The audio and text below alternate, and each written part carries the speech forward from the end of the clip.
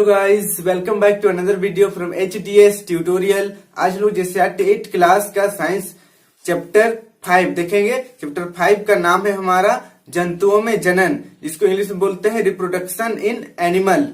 इस चैप्टर में हम लोग जानेंगे कि जंतु में जनन कैसे होता है, मनुष्य में जनन कैसे होता है। तो चलिए देखते हैं। सभी जीव समय के साथ बड़े होते हैं और अंत में उनकी मृत्यु हो जाती है। क्लियर है? सभी जीव जन्म लेते हैं, मर जाते हैं, कॉमन सी बात है, सबको पता है, इसमें कुछ भी चर्चा करने वाली बात नहीं है। क्या यह सोचने वाली बात नहीं है? हाँ, अब सोचने वाली बात आ रही है। क्या यह सोचने वाली बात नहीं है कि मृत्यु के बावजूद इस पृथ्वी पर सभी जीव की प्रजातियां किस प्रकार मौजूद है? हाँ, यहाँ पर सोचने वाली बात है कि लोग डेली मर रहे हैं, डेली पेड़ कट रहा है, डेली जीव मर रहा है, जंतु मर रहा है, मतलब पक्षी मर रहा है, सब कोई मर रहा है, लेकिन फिर भी खत्म ही नहीं होता है। भाई क्या कारण है?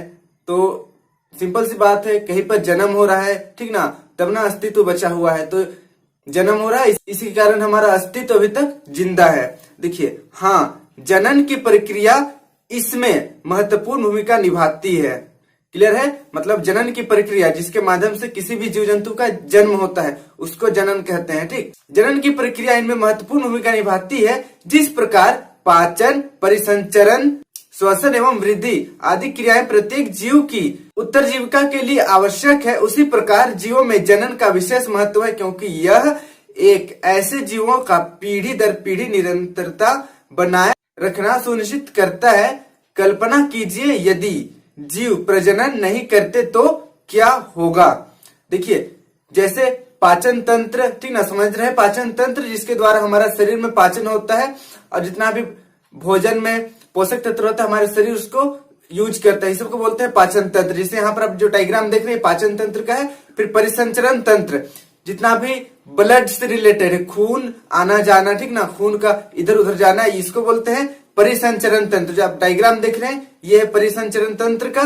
उसके बाद फिर देखिए श्वसन तंत्र। श्वसन तंत्र समझते हैं, जिस तंत्र के द्वारा हम लोग श्वास लेते हैं और ऑक्सीजन का यूज करते हैं, उसको बोलते हैं श्वसन तंत्र। और वृद्धि, ठीक ना, वृद्धि भी समझ रहे हैं, बच्चा छोटा रहता है, फिर बड़ा होता है, फिर बड़ा होता है, फिर बड़ा होकर बूढ़ा होकर मर जाता है।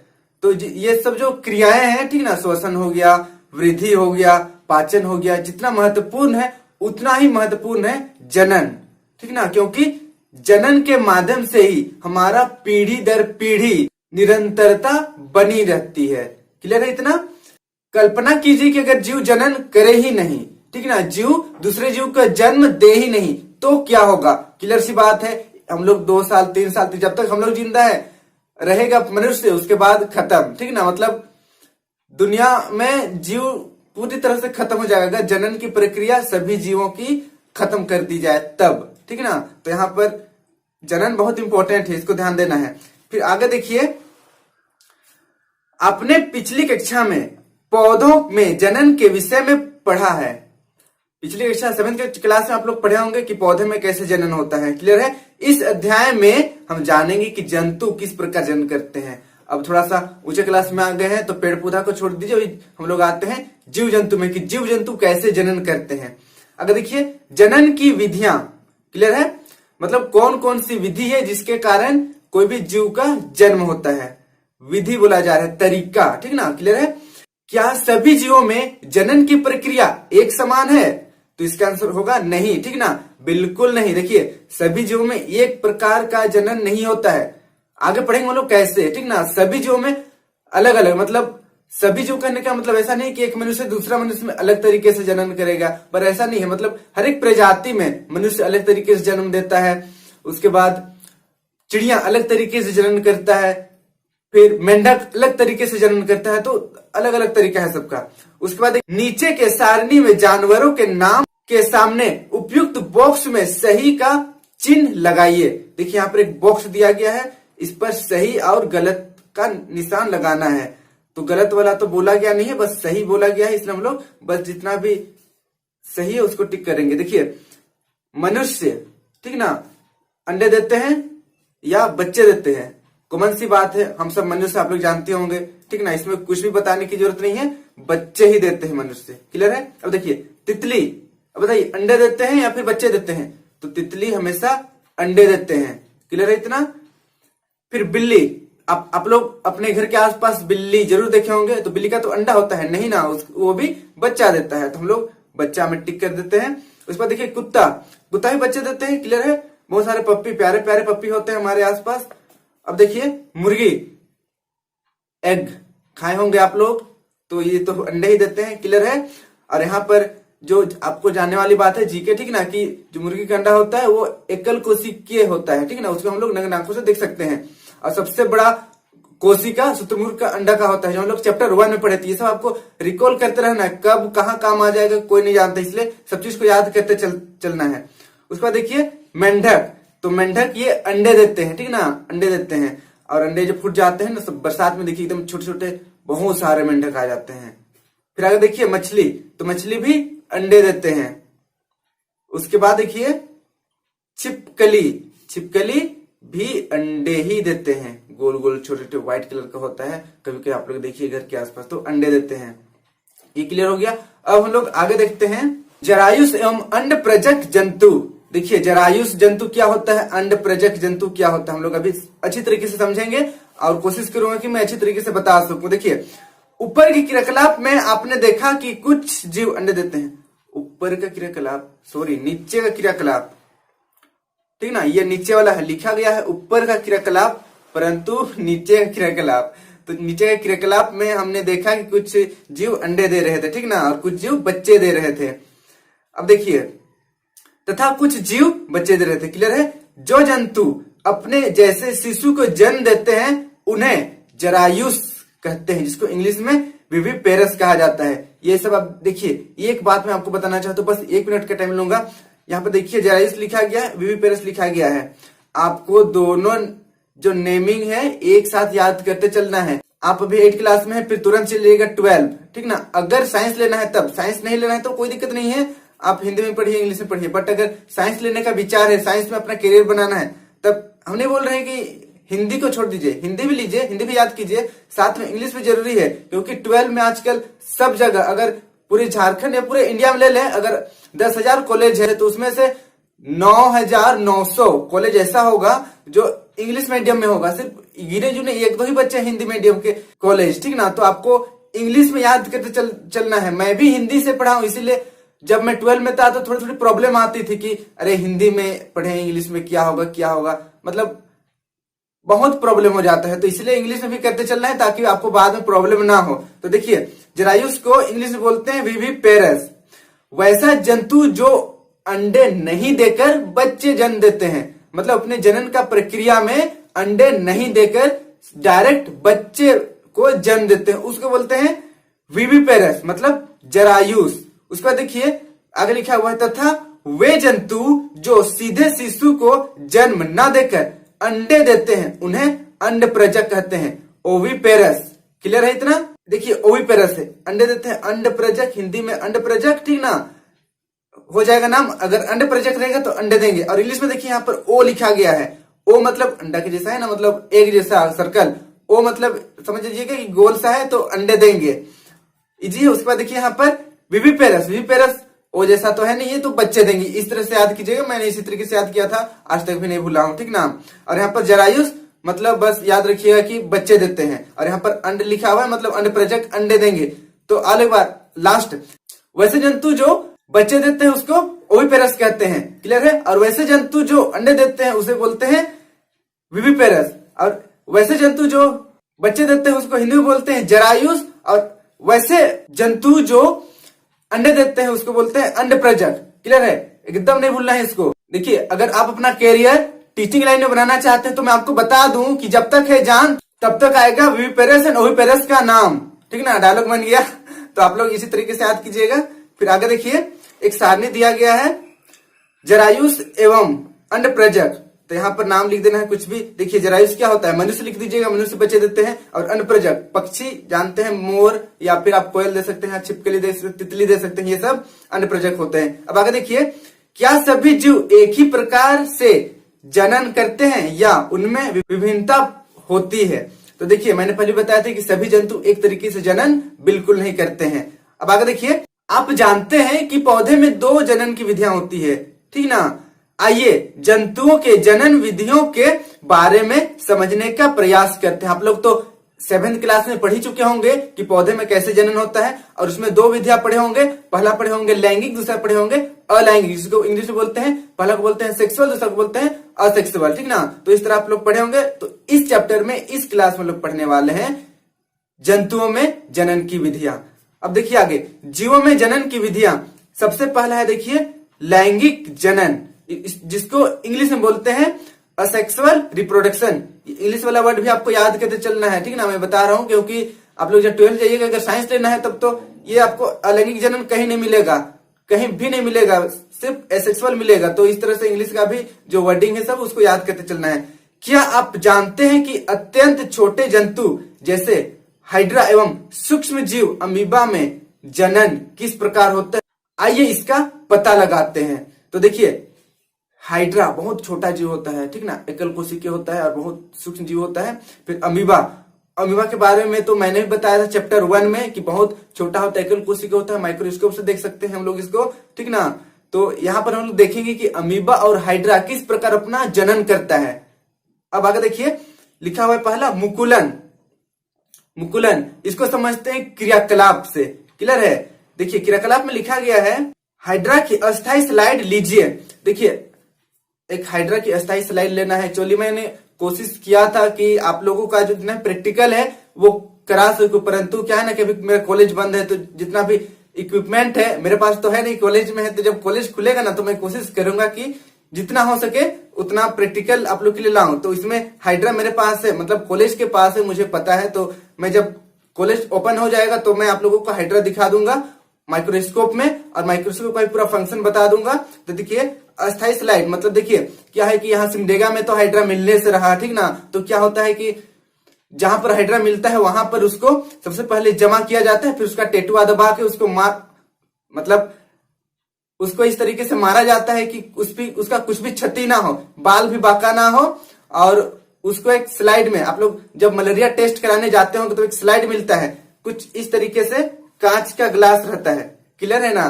तो कांच के गिलास में ब्लड लिया जाता है, सैंपल लिया जाता है, उसके बाद टेस्ट के लिए भेजा जाता है। तो उसी तरीके से हाइड्रा को मार करके उसका एक भी बिना नुकसान किए उसको स्लाइड में ऐसे चिपका दिया जाता है, और उसको स्टूडेंट के बीच दिया जाता है कि आप लोग देखिए हाइड्रा कैसे दिखता है। तो उसी को बोलते हैं अस्थायी स्लाइड। वो 10 साल हजारों साल तक कुछ नहीं होने वाला होता है, जब तक अगर उसका स्लाइड नहीं टूटेगा तब तक, मतलब अच्छी तरीके से उसको चिपका कर ऊपर से कवरिंग किया हुआ रहता है, उसको बोलते हैं अस्थायी स्लाइड। तो देखिए सूक्ष्मदर्शी की सहायता से स्लाइड को देखिए, स्लाइड को देखना है, क्लियर है। हाइड्रा के शरीर में उभरी हुई संरचना क्या है?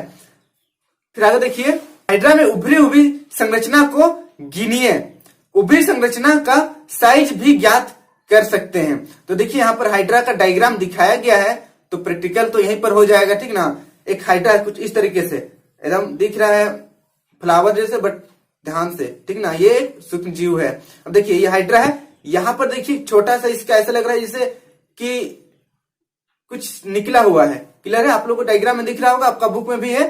फिर वही जो हल्का सा निकला हुआ भाग है, उभरा हुआ भाग है, वो कुछ देर बाद, मतलब कुछ टाइम बाद थोड़ा बड़ा हो गया है, उसके बाद कुछ टाइम बाद फिर और बड़ा हो गया है। देखिए आप लोगों को दिख रहा होगा, मतलब एक हाइड्रा है, उसके बगल से दूसरा हाइड्रा, इधर साइड से दूसरा हाइड्रा निकल रहा है उसी के शरीर से, ठीक ना। इसको बोलते हैं हम लोग मुकुलन विधि। ये प्रजनन हो रहा है, क्लियर ना। एक हाइड्रा है तो ये जनन कर रहा है, प्रजनन कर रहा है, अपना साइड से एक हाइड्रा को निकाल रहा है, ठीक ना। मतलब जैसे टहनी निकलता है ना, डाली निकलता है, शाखा निकलता है, डिट्टो सेम टू सेम यही होता है। बस अंतर ये है कि देखिए जो भी पेड़ पौधे में जो डाली है, वो जब डाली से दूसरा शाखा निकलता है तो पेड़ से अलग नहीं होता है, और इसमें एक डाली से निकल रहा है, फिर जब ये बड़ा हो जाएगा, मतलब मैच्योर हो जाएगा, तो इससे, ठीक ना, मतलब ये पेरेंटल हाइड्रा है। पेरेंटल मतलब पिता वाला हाइड्रा, माता वाला हाइड्रा है। ये माता वाला हाइड्रा है, उसका बेटा है या बेटी है, ठीक ना। तो इसको बोलते हैं पेरेंटल हाइड्रा, इसको बोलेंगे डॉटर हाइड्रा, क्लियर है। तो जो इसका बच्चा है, जब ये बड़ा हो जाएगा तो ये अपना मां से अलग हो जाएगा, ठीक ना, कटकर अलग हो जाएगा। तो इस तरीके से एक था, फिर कुछ दिन बाद 2 हो गया, ठीक ना। तो इसको बोलते हैं मुकुलन। इसमें एक ब्रांच मतलब एक शाखा जिसे निकला और कट के अलग हो गया, तो इसको बोलते हैं मुकुलन। इतना ही समझिएगा, बहुत ही आसान है। यहाँ पर देखिए मैं एक फिर से डायग्राम दिखा रहा हूँ हाइड्रा का प्रजनन को लेकर। यहाँ पर सबसे पहले क्या होता है कि छोटा सा उभरता है, ठीक ना, छोटा सा भाग उभरता है, बाहर आता है, उसके बाद वही थोड़ा सा बड़ा हो जाता है, फिर बड़ा होता है, फिर बड़ा होता है, फिर बड़ा होता है, उसके बाद एक पूरा हाइड्रा बन जाता है, फिर जुड़ा हुआ रहता है, फिर कुछ देर बाद वो कटकर अलग हो जाता है। तो इस तरह एक हाइड्रा था शुरू में, बाद में 2 हाइड्रा हो गया। तो बस इसी को तो बोलते हैं प्रजनन, इसी को बोलते हैं जनन। एक था 2 हो गया, एक था 4 हो गया, एक था 6 हो गया, एक से डायरेक्ट 1000 भी हो सकता है, ठीक ना, जैसे वायरस में और बैक्टीरिया में एक से तुरंत एकदम 1000 हो जाएगा, इसलिए एक ही दिन में फीवर तुरंत बढ़ जाता है।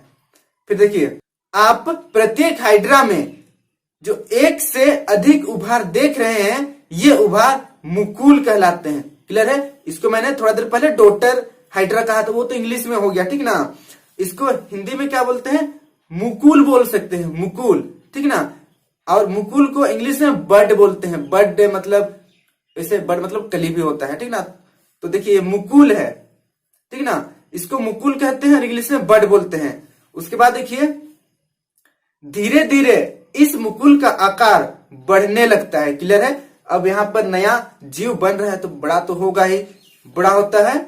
जल्द ही मुकुल के मुक्त शरीर पर कुछ प्रवर्धन जैसी संरचनाएं निकल आती है, मतलब सर से कुछ इस तरीके से, ठीक ना, प्रवर्धन जैसी संरचनाएं निकल जाती है। अंत में मुकुल एक नए हाइड्रा के रूप में जनक हाइड्रा के शरीर से टूटकर अलग हो जाता है। इस प्रकार का लैंगिक जनन मुकुलन कहलाता है। अब देखिए यहां पर जो मैं इंग्लिश में बोल रहा था, ये पेरेंटल हाइड्रा है, इसको जनक हाइड्रा कह सकते हैं हम लोग। ये जनक है, जनक मतलब आप लोग हिंदी पढ़ते हैं, जानते हैं, जनक मतलब जन्मदाता, जन्म देने वाला, ठीक ना। ये पर्यायवाची है पिताजी का, याद कर लीजिएगा, काम आ सकता है कभी भी। जनक है पिताजी का पर्यायवाची, तो क्या है? ये जनक है, जन्म देने वाला हाइड्रा है। और ये है मुकुल, मतलब यहां से एक नया हाइड्रा बन रहा है, छोटा हाइड्रा, बेबी हाइड्रा, प्यारा सा हाइड्रा, उसके बाद ये कटकर दूसरा हाइड्रा बन जाएगा। तो देखिए टोटली बस इतना ही कहना है कि एक जनन का प्रक्रिया है जिसको बोलते हैं मुकुलन। और मुकुलन में क्या होता है? मुकुल बनता है। मुकुल मतलब एक छोटा सा साइड में बड बन जाएगा, बड, टहनी बन जाएगा, ठीक ना।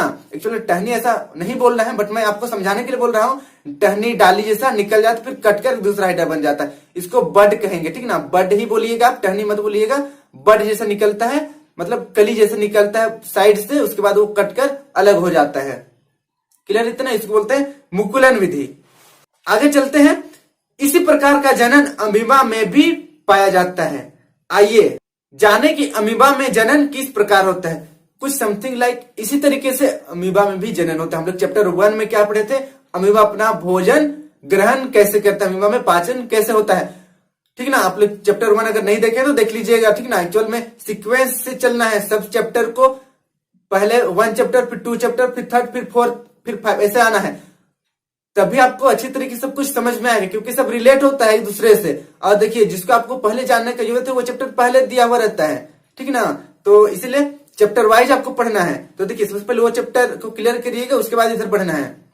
तो हम लोग पढ़े तो उसमें अमीबा का पाचन, अमीबा कैसे पाचन करता है, उसका तो हाथ पर कुछ नहीं रहता है, बस एक सिंगल कोशिका रहता है। कोशिका का शेप भी फिक्स नहीं रहता है, जिधर तिधर, मतलब बस जैसे मन किया वैसे लुढ़कते लुढ़कते अपना मोशन करते रहता है, इधर उधर चलते रहता है। जहां पर खाना मिला वो खाना कुछ इस तरीके से इनगल्फ कर लेगा, मतलब ऐसे अपने में समेट लेगा और पाचन करके उसको वहीं पर छोड़कर फिर साइड आ जाएगा, इस तरीके से। तो देखिए हम लोग अभी देखेंगे उसमें जनन कैसे होता है। अमीबा में भी तो जनन होता है, तब भी ना उसका संख्या अभी तक बढ़ रहा है, ठीक ना, और अभी तक वो जिंदा है, तो कैसे जनन होता है चलिए देखते हैं।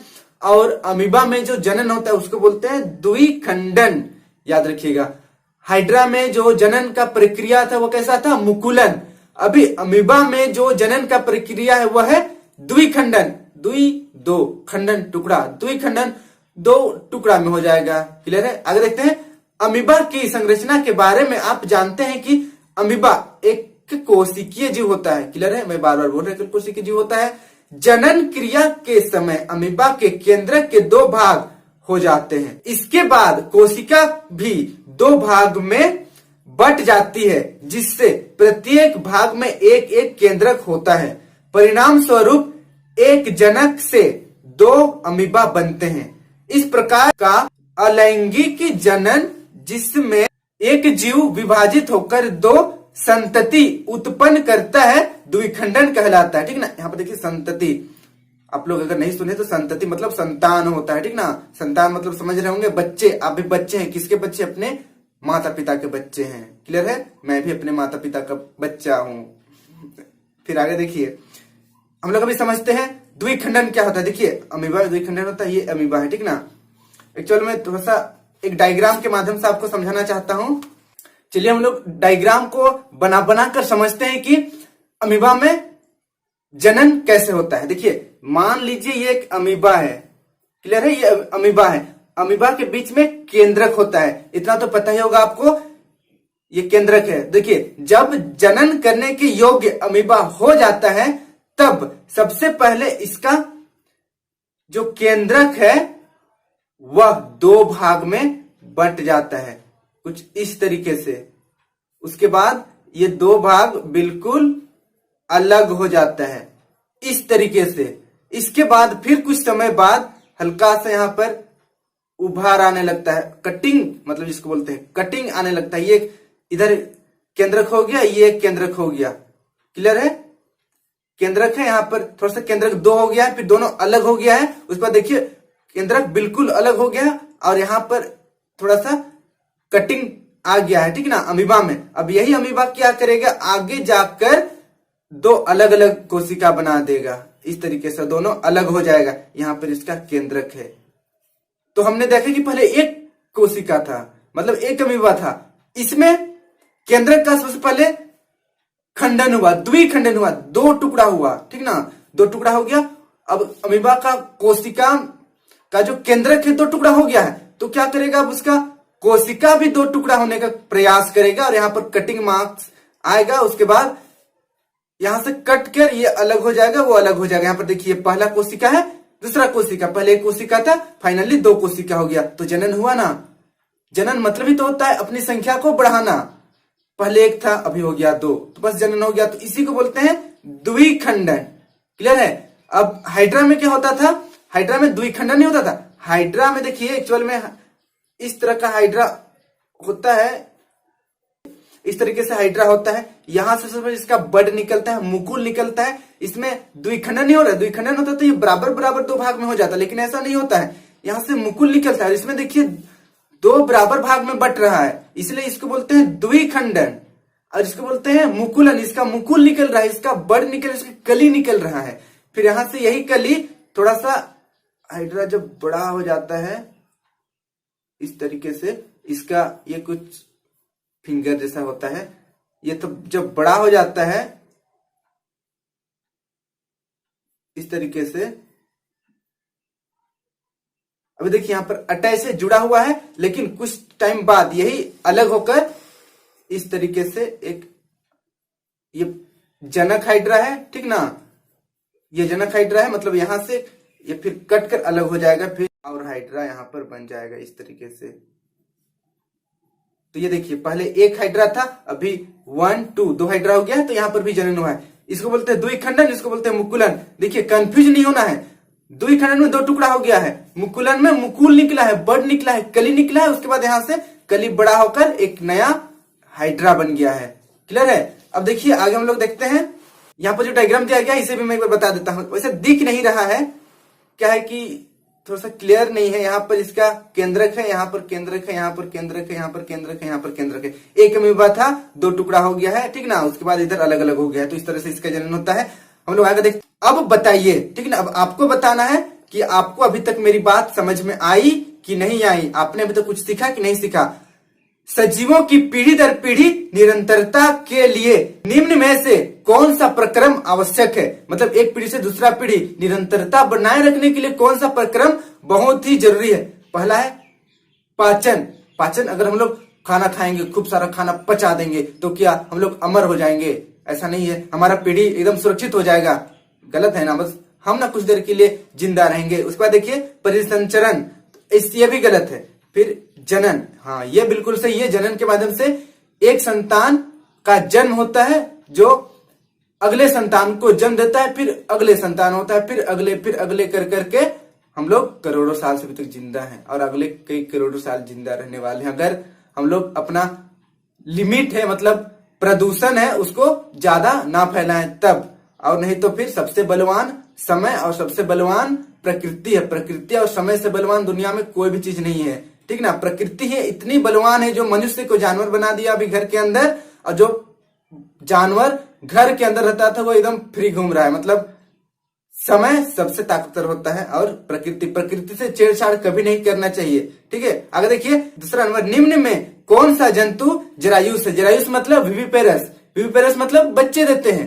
क्लियर है ना। मैंने बताया था कि जब तक है जान तब तक काम आएगा ये दो नाम, पहला विविपेरस, दूसरा ओविपेरस। अगर आप टीचिंग लाइन में जाने वाले हैं तो याद रखिएगा।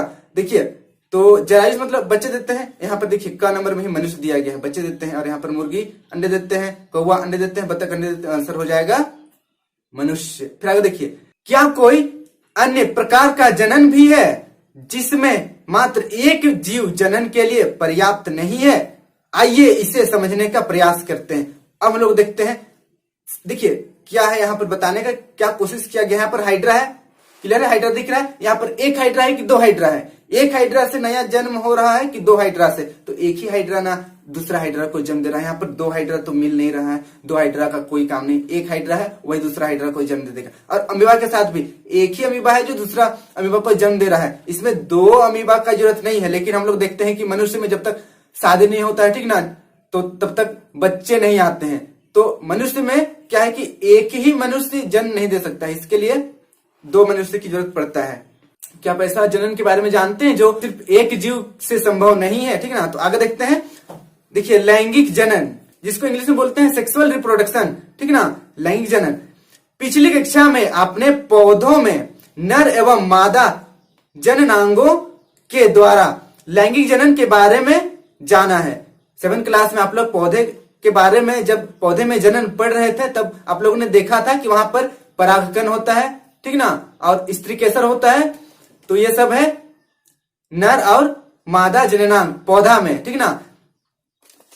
थोड़ा सा मैं संक्षिप्त में बता देता हूं। मानकर चलिए फ्लावर है, फूल है, यहां पर ये इसका अंडाशय है, ठीक है ना। और यहां से कुछ इस तरीके से धागा नुमा निकला हुआ रहता है और यहाँ पर एंथर रहता है इसका, जिसको पराग कोश बोलते हैं। क्लियर है। तो यहां से पराग कोश में हमारा पराग कण रहता है, जो पराग कण उड़कर यहां पर इसको बोलते हैं स्त्री केसर, ठीक ना। यहां से आकर यहां पर रहता है अंडाशय, यहां पर पहले से एग रहता है, यहां पर फर्टिलाइज होकर फल बनने लगता है, फिर बड़ा सा फल बन जाता है जिसको हम लोग मजे से खा देते हैं। क्लियर है। तो इस तरीके से पौधा में जनन होता है। अब देखिए ये तो था आप लोग का 7th क्लास में। अब 8th क्लास में है मनुष्य में, इसको हम लोग देखते हैं। जंतुओं में भी नर एवं मादा जननांग पाए जाते हैं। मतलब जितने भी जंतु हैं उसमें भी नर एवं मादा जननांग पाए जाते हैं, जिनमें युग्मक बनते हैं। नर एवं मादा युग्मक मिलकर युग्मनज बनाते हैं। जितने भी जंतु हैं उसमें नर जननांग और मादा जननांग होता है और ये दोनों युग्मक बनाते हैं, ठीक ना। अगर देखेंगे हम लोग कैसे युग्मक बनाते हैं, उसके बाद ये युग्मक विकसित होकर युग्मनज बनाते हैं, ठीक ना, जिसको इंग्लिश में जाइगोट बोलते हैं। अगर देखिए ये युग्मनज विकसित होकर एक नया जीव बनाते हैं। इस प्रकार के जनन जिसमें नर तथा मादा युग्मज का संलयन होता है लैंगिक जनन कहलाता है। क्लियर है। अलैंगिक जनन में एक ही जीव दूसरे जीव को जन्म देने की क्षमता रखता है, लेकिन लैंगिक जनन में दो जीवों की जरूरत पड़ता है, ठीक ना, एक नर और एक मादा। देखिए दोनों युग्मक बनाते हैं, ठीक ना, युग्मक बनाते हैं। उसके बाद जो नर का युग्मक है और मादा की युग्मक है, दोनों एक दूसरे से मिलकर युग्मनज बनाते हैं, जिसको इंग्लिश में हम लोग जाइगोट बोलते हैं। और यही जाइगोट बाद में विकसित होकर एक नया जीव बनाता है। क्लियर है। सबसे पहले क्या होता है, नर से युग्मक आता है और मादा से युग्मक आता है, दोनों मिलता है, फिर युग्मनज बनाता है और यही युग्मनज आगे बड़ा होकर विकसित होकर एक नया जीव बनता है। इस तरीका का जनन को हम लोग बोलते हैं लैंगिक जनन और इंग्लिश में सेक्सुअल रिप्रोडक्शन बोलते हैं। क्लियर है? आई थिंक जितना भी अभी तक जो टॉपिक हुआ है क्लियर हो गया होगा। आगे देखिए, मानव में जनन प्रक्रिया। मानव में जनन प्रक्रिया हम लोग नेक्स्ट वीडियो में करेंगे। अगर इस वीडियो में बताया गया कहीं पर भी कुछ प्रॉब्लम हुआ होगा तो मुझे कमेंट कीजिए, मैं आपकी प्रॉब्लम सोल्व करने की पूरी कोशिश कर दूंगा। और वीडियो अच्छी लगी हो तो प्लीज लाइक कर दीजिए, चैनल पर नहीं तो सब्सक्राइब कर लीजिए और बेल आइकन को प्रेस कर दीजिए ताकि जब भी मैं नया वीडियो अपलोड करूं आप तक नोटिफिकेशन चली जाए। वीडियो को अपने दोस्तों के साथ जरूर शेयर करें। Thank you for watching my video.